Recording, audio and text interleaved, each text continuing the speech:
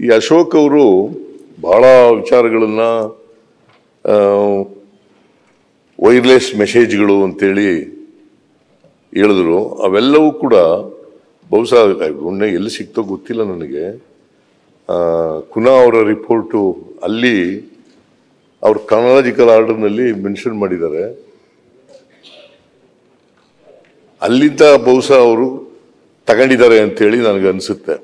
ಯಾಕಂದರೆ ನಾನು ಇವ್ರು ಹೇಳಿದ್ದು ಅಲ್ಲಿ ಕುನಾ ಅವರು ಹೇಳಿರ್ತಕ್ಕಂಥದ್ದು ಅದನ್ನು ಕಂಪೇರ್ ಮಾಡಿ ನೋಡಿದಾಗ ಒಂದೇ ರೀತಿ ಇತ್ತು. ಆಮೇಲೆ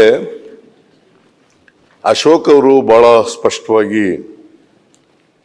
ನಿಮಗೆ ಹೃದಯ ಇದ್ದಿದ್ರೆ, ಮನುಷ್ಯತ್ವ ಇದ್ದಿದ್ರೆ ತಪ್ಪಾಯಿತು ಅಂತ ಹೇಳ್ಬೇಕಾಗಿತ್ತು,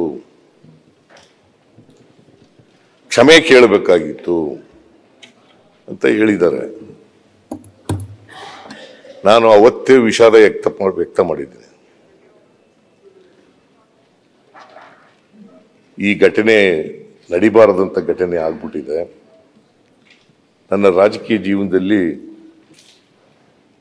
42 ವರ್ಷಗಳು ಶಾಸಕನಾಗಿ ಈ ಮನೆಯಲ್ಲಿದ್ದೀನಿ. 42 ವರ್ಷಗಳಿಗೂ ಜಾಸ್ತಿ.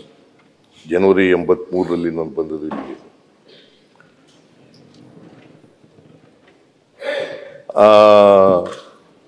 83ರಿಂದ ಇವತ್ತಿನವರೆಗೆ ಇಂಥ ಘಟನೆ ನಡೆದೇ ಇರಲಿಲ್ಲ.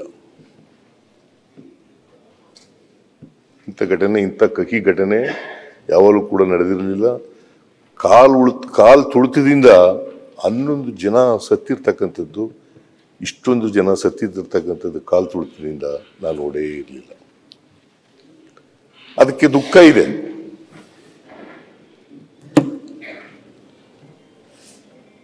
ನಾನು ದುಃಖ ಪಡ್ತಾ ಇದ್ದೀನಿ. ಅದಕ್ಕೋಸ್ಕರ